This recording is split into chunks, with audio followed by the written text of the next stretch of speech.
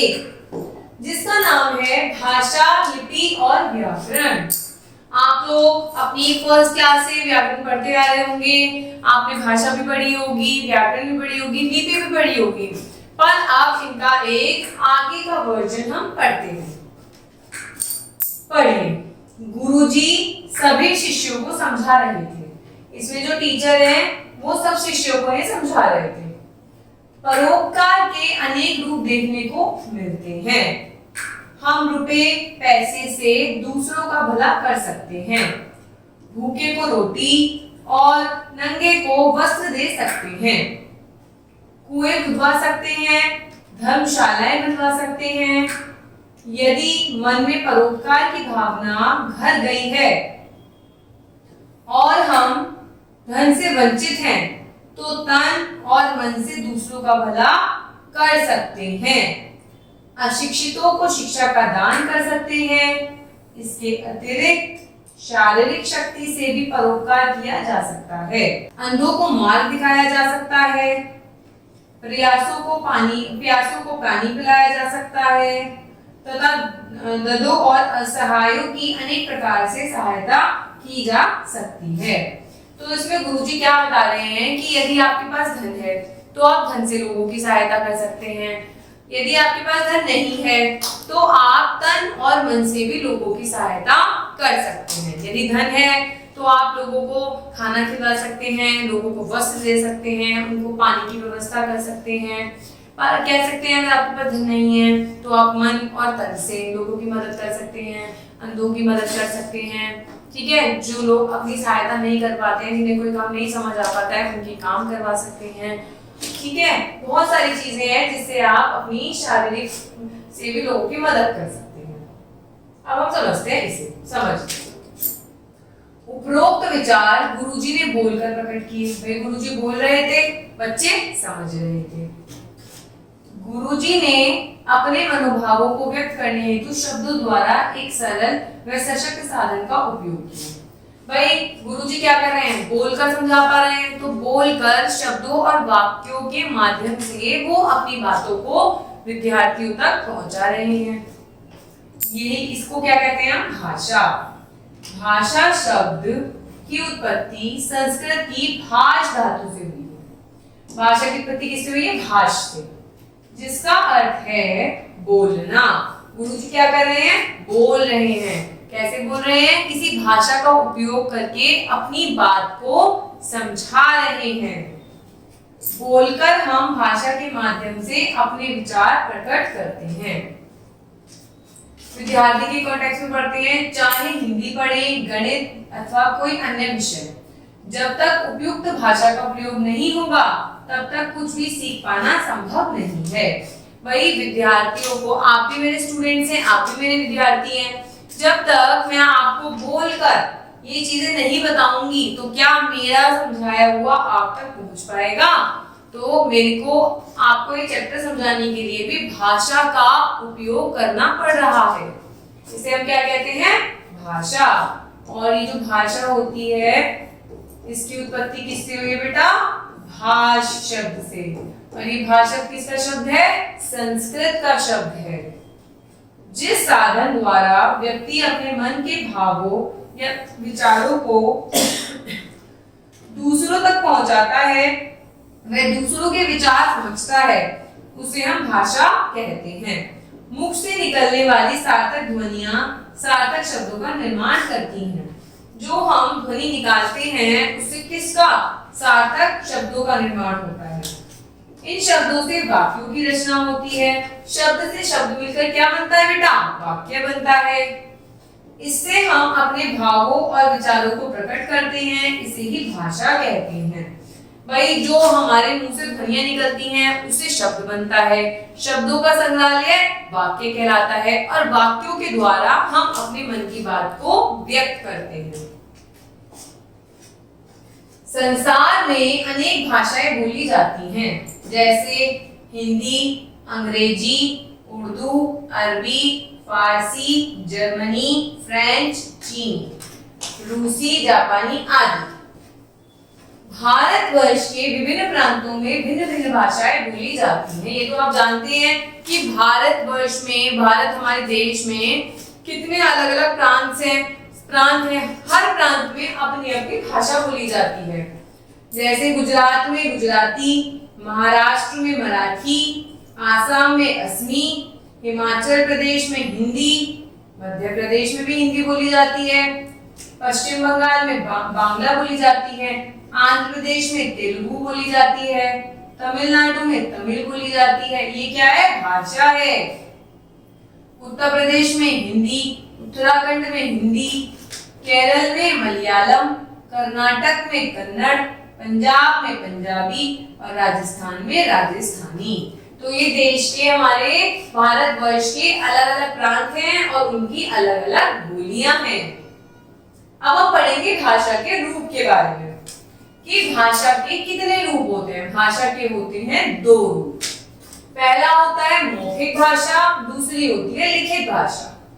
जो मैं आपको बोलकर समझा रही हूँ उसे हम कहते हैं मौखिक भाषा, और जो मैं आपको लिखकर समझा रही हूँ या आप लिख के देख के पढ़ पा रही हैं तो उसे कहते हैं लिखित भाषा। आइए पढ़ते हैं। जब हम अपने भाव या विचार मुख से बोलकर प्रकट करते हैं तो भाषा का यह मौखिक रूप होता है। यही मौखिक होता है, इसे ही हम क्या कहते हैं? मौखिक भाषा कहते हैं।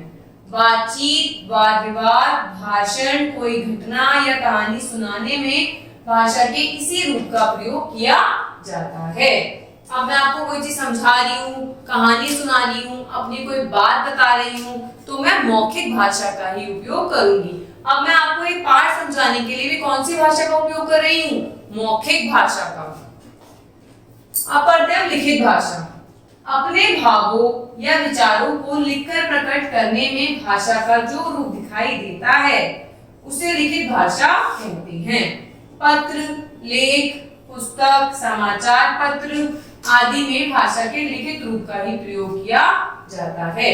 ये भी जो लिखी हुई है इसे भी आप क्या कहोगे? लिखित भाषा, क्योंकि पुस्तक के अंदर ये सब कुछ लिखा हुआ है जिसे आप पढ़कर समझ पा रही हैं।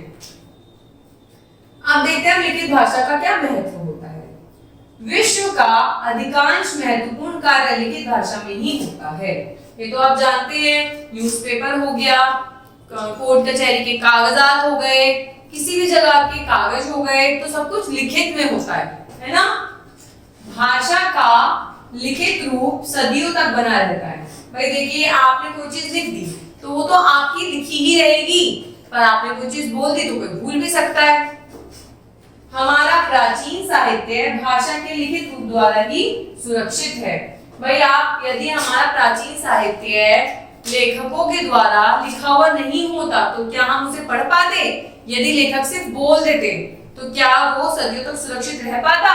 भाषा लिखित रूप में न होती तो आज हम अपने प्राचीन साहित्य संस्कृति को जानने तथा उसका अध्ययन करने से वंचित रह जाते। इसलिए कहा जा सकता है कि भाषा का लिखित रूप स्थायी तथा महत्वपूर्ण होता है, क्योंकि जो चीज लिखी जाती है वो कभी बदलती नहीं और सदियों तक हम उसका उपयोग कर सकते हैं। मातृभाषा। बालक अपने परिवार अथवा माता से जो भाषा सीखता है उसे क्या कहते हैं हम लोग? मातृभाषा।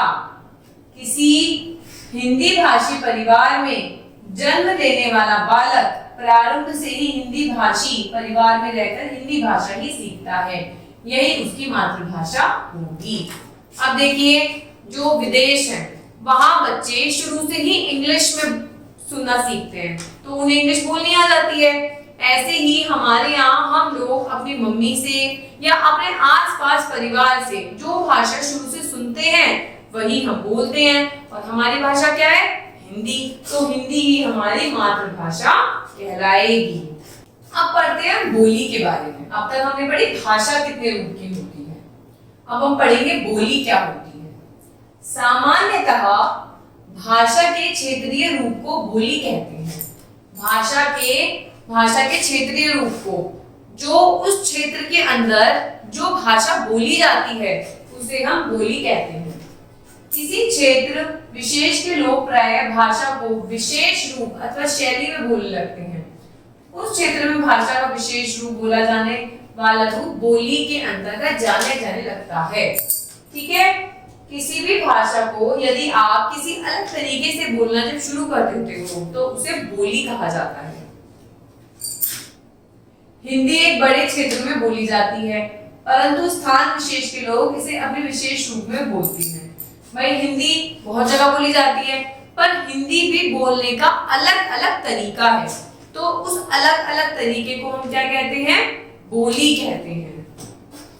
ब्रज के लोगों द्वारा विशेष रूप दिए जाने पर यह ब्रजभाषा, हरियाणा के लोग इसे हरियाणवी और राजस्थान के लोग द्वारा राजस्थानी, इसी प्रकार अवधी, मैथिली आदि रूपों में भाषा बोली जाती है।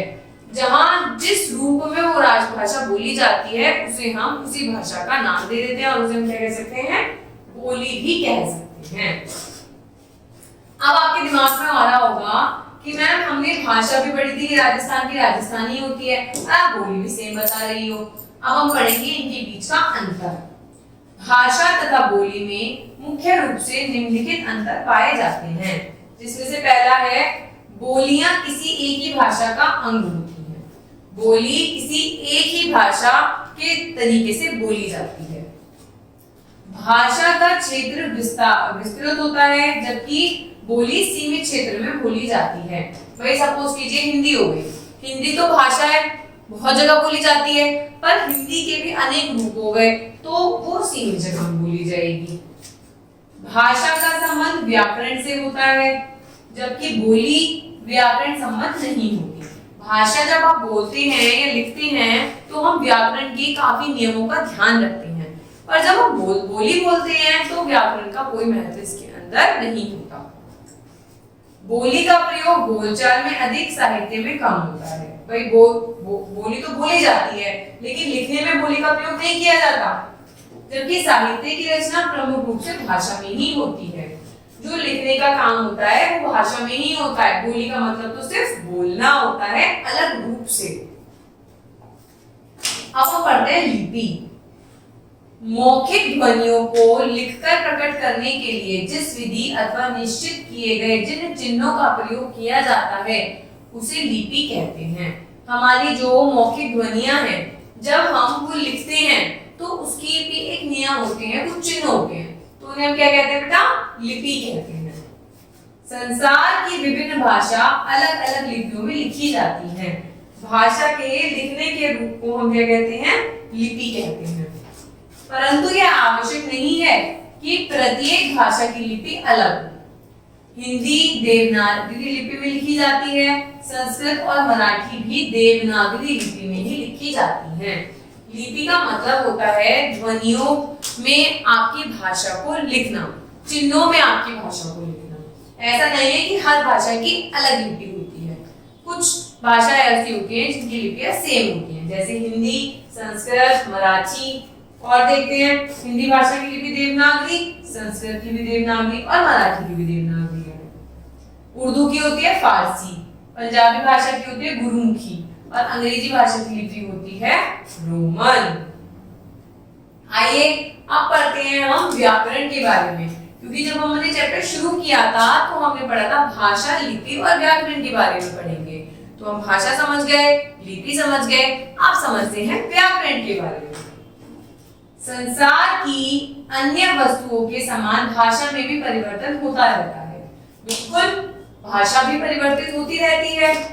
अधिक अथवा अवांछित परिवर्तन होने से भाषा को समझना कठिन हो जाता है। भाई जब किसी चीज में ज्यादा चेंजेस आएंगे, परिवर्तन आते रहेंगे, तो क्या आप उस भाषा को समझ पाएंगे? आपके लिए थोड़ा डिफिकल्ट हो जाएगा, कठिन हो जाएगा। व्याकरण का काम होता है भाषा में एक रूपता और शुद्धता बनाए रखना। व्याकरण एक नियमों का समूह होता है जो भाषा को एक स्टेबिलिटी, स्थिरता देता है। हम यह भी कह सकते हैं कि व्याकरण भाषा का नियमन करता है। व्याकरण से ही हम जान सकते हैं कि किसी भाषा का कौन सा रूप शुद्ध है और कौन सा अशुद्ध। यदि हमको व्याकरण का ज्ञान नहीं होगा तो हम भाषा में शुद्धता और अशुद्धता की पहचान नहीं कर पाएंगे। क्योंकि व्याकरण नियमों का वो समूह होता है जो आपकी भाषा को सही ढंग से लिखना और पढ़ना सिखाता है। हिंदी भाषा में मैंने पत्र पढ़ी में क्रिया पढ़ी अशुद्ध है, क्योंकि पत्र पुल्लिंग है और पुल्लिंग के साथ क्रिया का रूप होगा पढ़ा। भाई यहाँ पे तो थोड़ी बोलेंगे मैंने पत्र पढ़ी, पत्र क्या होता है, पुल्लिंग में आता है, तो मैंने पत्र पढ़ा, तो ये क्या कौन बताता है, ये व्याकरण बताता है। अतः पूरा शुद्ध वाक्य होगा मैंने पत्र पढ़ा, मैंने पत्र पढ़ी की जगह। ऐसे नियमों की व्याख्या व्याकरण में की जाती है। अतः हम कह सकते हैं व्याकरण वह शास्त्र है जिसके अध्ययन से हमें भाषा के शुद्ध अशुद्ध रूपों का बोध होता है। व्याकरण भाषा के सही रूप को मानक रूप देकर उसे सर्वमान्य, शिष्ट सम्मत और स्थायी रूप प्रदान करता है। व्याकरण क्या करता है, भाषा को सही करता है और नियमों का पालन करके उसे सर्वमान्य, शिष्ट और स्थायी बनाता है। तो भाषा के अंदर व्याकरण का बहुत ही महत्वपूर्ण स्थान होता है। व्याकरण के भी कितने अंग होते हैं, 3 अंग होते हैं व्याकरण के। पहला अंग होता है वर्ण विचार। भाषा की मूल इकाई वर्ण है। भाई वर्ण से ही तो शब्द बनता है, शब्द से वाक्य बनता है, तो मूल इकाई भाषा की क्या हो गई, वर्ण हो गई। प्रत्येक शब्द वर्णों के योग से बनता है। व्याकरण का इस अंग से अंतर्गत वर्ण, वर्णों के भेद, उनके उच्चारण तथा प्रयोग आदि का विचार किया जाता है। इसके अंदर वर्णों का लेखा जोखा आता है। शब्द विचार में क्या आता है, इसके अंतर्गत शब्द रचना, शब्दों के भेद, उनकी उत्पत्ति, रूपांतरण आदि आता है। इसमें लिखे जाते हैं शब्द। और वाक्य विचार के अंदर आते हैं आपके वाक्य, जो शब्दों से मिलकर बनते हैं। इसके अंतर्गत शब्दों से वाक्य बनाने के नियमों, वाक्यों के भेद आदि पर विचार किया जाता है। तो सबसे पहले व्याकरण के अंदर वर्ण होता है, वर्णों के मेल से शब्द बनते हैं और शब्दों के मेल से आपका क्या बनता है, आपका क्या बनता है, वाक्य। तो इस तरीके से व्याकरण में आपके वाक्य की उत्पत्ति होती है। धन्यवाद।